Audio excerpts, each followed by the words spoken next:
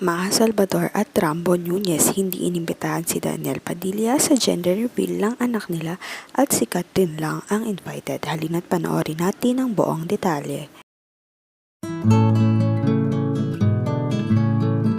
Spotted nga si Catherine Bernardo sa gender reveal ng anak ni Maha Salvador at Rambo Nunez kasama ang mga matatalik na kaibigan nila na si Arlora Sasam, Miles Ocampo, Sofia Andres, Joshua Garcia, Jericho Rosales, Bea Alonso at marami pang iba.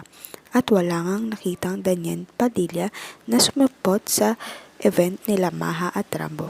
Kaya ganun na lamang ang pagtataka ng mga netizens dahil matalik na magkakaibigan si Daniel, Maha at ang asawa nito na si Rambo Nunez.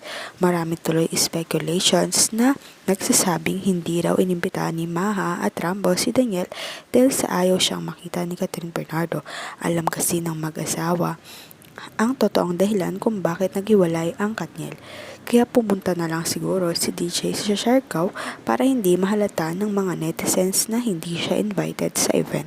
Hindi man invited si Daniel Padilla sa gender reveal ng anak ni Maha at Rambo pero nag-enjoy naman siya sa company ng mga tao sa Siargao dahil pinagkaguluhan talaga siya dito at talagang tinuring na hindi ibang tao.